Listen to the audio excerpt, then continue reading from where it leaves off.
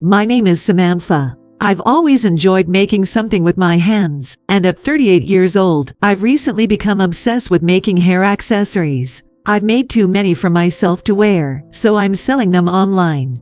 It's nice to combine my hobby with making a bit of extra cash. Anyway, I'd like to tell you a story from about 10 years ago. When I was 26 years old, I married Bobby, who is the same age as me.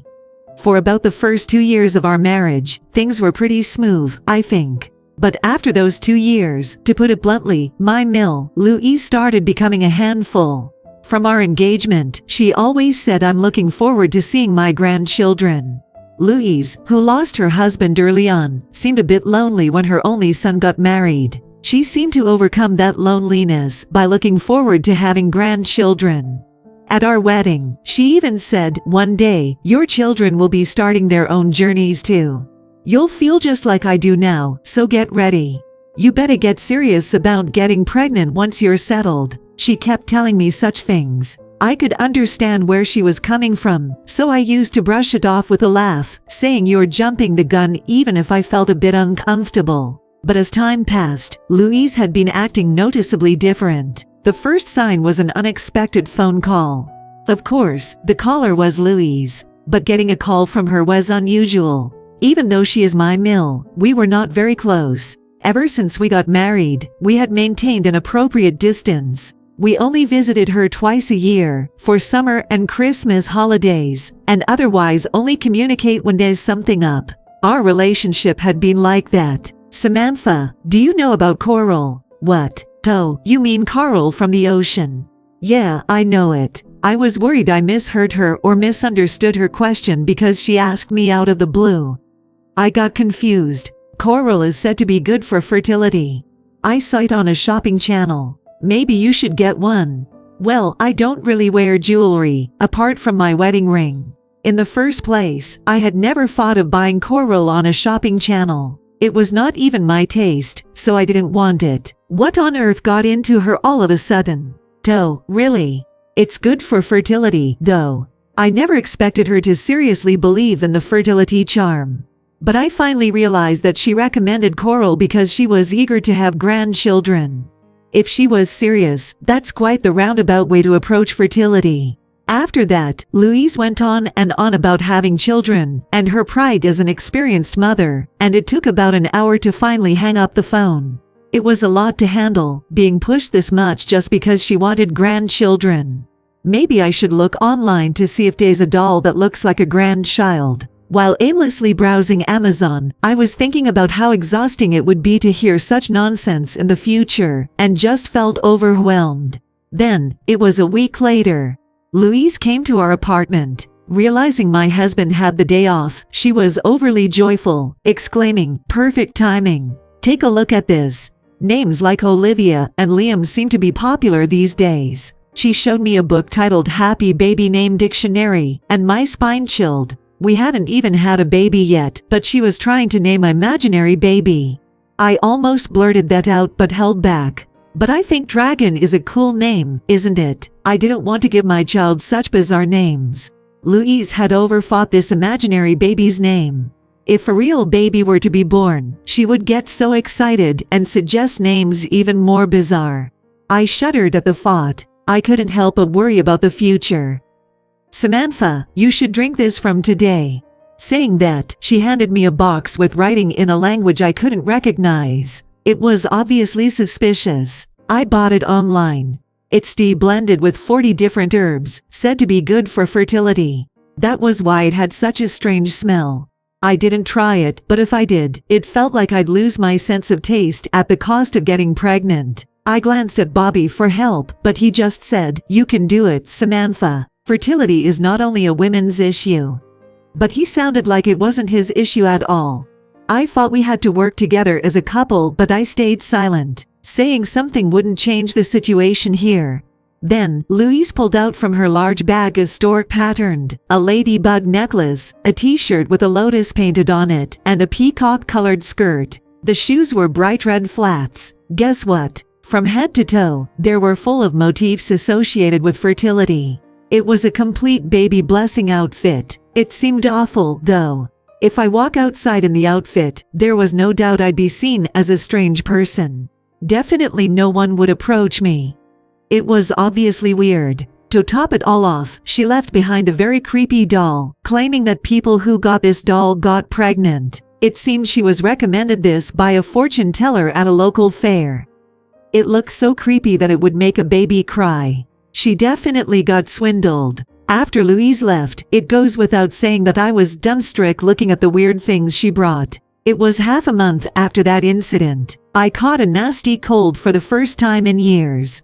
I don't get sick often, but maybe I had just been worn out from everything lately. Coughing hard, I gaze at the fertility doll that my husband decided to display somehow. It was so awkward. I felt like I was being stared by the doll. As I was thinking that, the doorbell rang. I didn't order any deliveries. I didn't have any plans of my friends visiting me either. Due to the fever, or maybe the eeriness, I got chills down my spine. When I opened the door, there was Louise. "I'm done." That phrase popped into my head. "Samantha, whoa dear. You caught a cold." Yes. Sniffling, I hesitantly opened the door to greet Louise. "Well, this is perfect timing. Let's pray for fertility at the church." "What?" My reply had an unintentional sharp edge to it, probably due to my worn-out voice, but she seemed unfazed. "When you're weakened, that's when you'll feel God's touch the most. He'll bestow upon you endless fertility." I was astonished. It was obviously not the right timing. At that moment, I just wanted to go to bed. And what did she mean by endless fertility? I wasn't planning on popping out hundreds of babies. "Look, I'm not feeling great and I don't want to give you my cold, so today isn't the best day." I almost asked her to leave, pausing to choose my words carefully. But Louise didn't seem to mind at all. "I don't mind catching a cold. If it means I get a grandchild, it's worth it." It seemed Louise would do anything to have a grandchild. It was kind of impressive, but it was way too much. "Well, let's go then." Louise then dragged me, still in my pajamas, into a waiting cab. I couldn't believe it. Unfortunately, my body didn't move the way I wanted because I was sick, so I was dragged by Louise to pray for fertility in the dead of winter. After I got home, as expected, my fever went up. My husband came home soon after, so I explained what happened and said, "I've lost my appetite. Sorry, but can you make your own dinner?" "What? I came home tired, and now you're asking me to cook for myself." "I came home tired because of your mother too." I was so exhausted that I couldn't sugarcoat my words. I just bluntly told him. Fine then."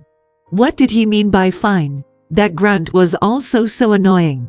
I felt a surge of complaints, but I was too tired to argue anymore.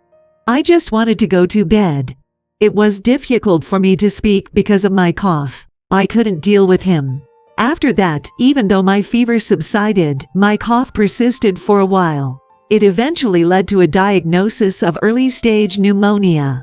I was sure it was because of that church visit. I felt angry, but I focused on my treatment to get better as soon as possible. Thankfully, by the time a month had passed since I caught the cold, I was almost back to my normal health, although I still had a slight cough. I was still not fully recovered, but I could finally live a normal life. I thought so until Louise showed up at our apartment again.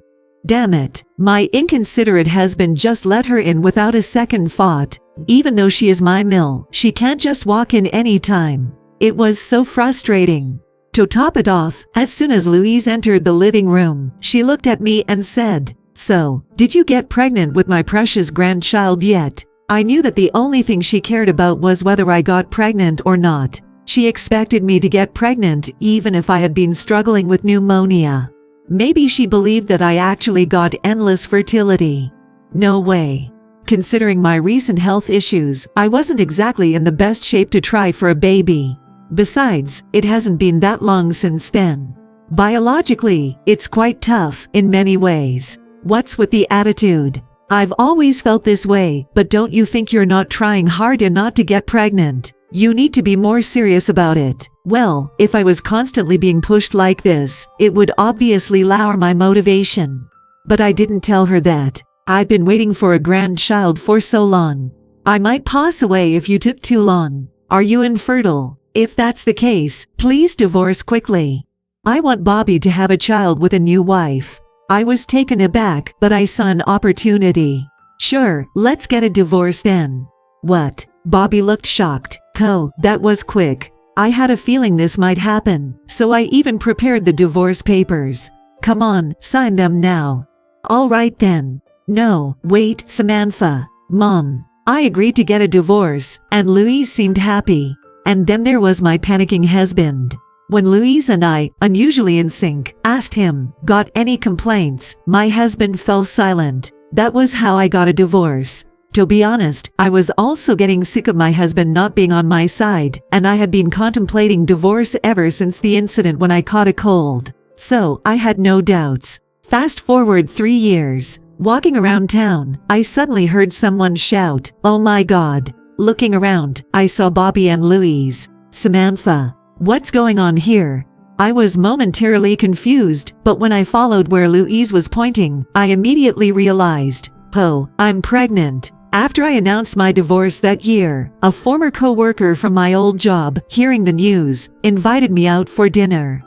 I thought he invited me just as an ex-colleague, but he told me, "I've always had feelings for you, but we worked together, so I didn't say anything.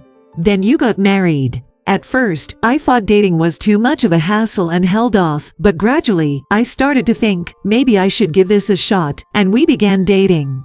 Then, he proposed to me. "I've loved you for so long. I have no doubts. Will you marry me?" We eventually got married. To my own surprise, it was a whirlwind marriage, followed by a whirlwind pregnancy. By the way, I was walking with my current mill that day. "Samantha, who is she?" she asked. "No. That's my ex-husband and ex-mill," I replied. My current mill nodded and stared at the two of them. "Aren't you infertile, Samantha?" Louise blurted out, looking rattled. Beside her, Bobby was looking even more pale. "Well, who knows? Maybe I got pregnant thanks to all the lucky charms you gave me back then." I said so with a smirk. "No way. You couldn't get pregnant back then. Were you doing something to prevent it? Were you deceiving us?" "No, not at all. But now, I got pregnant and I'm incredibly happy. Maybe back then, there was too much stress to get pregnant. Are you trying to say we were the cause of the problem?" "I didn't say that. There could be other reasons. Like what you mentioned earlier." "What? No way." I didn't say anything, and I just smiled at Bobby. His face was even paler. Actually, it was turning white. "What's going on, Bobby?" Louise asked him. "I'm not the problem. It was Samantha's fault," Bobby retorted. "You know, I actually went to get tested for infertility. I never told you the results though." "What?" Bobby looked completely dumbfounded. He looked so drained that a slight nudge would probably knock him over. "It was ridiculous. You haven't had yourself checked, have you? And just so you know, I'm now pregnant in my new marriage." I smiled, and Louise exclaimed, "Oh my God," and slumped to the ground. "It's a shame, isn't it? It would be difficult for you to have grandchildren." "Well, it's probably impossible. How about finding yourself another son instead?" I told her what she told me before. "You were the infertile one," Louise shouted at Bobby. Bobby just kept repeating, "No, it's not me. I'm not infertile. You remember you had the mumps before we got married, right? Did you know that when adult men get mumps, it can lead to other complications and even infertility? In fact, you had some health issues after that, didn't you? You should have gone to a proper clinic and checked thoroughly if you were fertile or not." No. Bobby was stunned again. Louise then shouted, "So it was you after all. Give me back my grandchild." It was strange because she behaved as if her grandchild was already born. Over the course of 3 years, the imaginary baby seemed to have grown significantly in the mind of Louise. In a heated argument, Louise kept calling Bobby infertile, and Bobby kept murmuring, "Is it really me?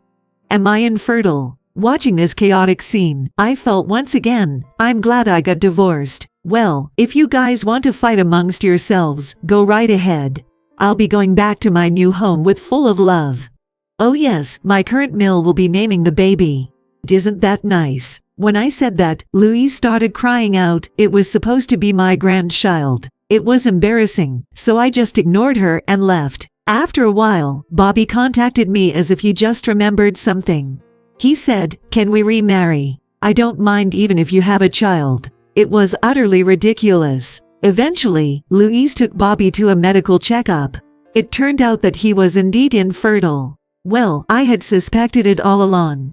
Devastated by this revelation, Louise told Bobby, "Remarry a woman who already has a child, preferably a very young child." That sounded like she was suggesting kidnapping. It was awful. I couldn't believe what she said. But for Bobby, the idea of marrying a woman with a child wasn't appealing aside from me, whom he didn't really want to divorce in the first place. He seemed to be eager to remarry me, but I had no intention of that. Distraught over Bobby's infertility, Louise cut off ties him.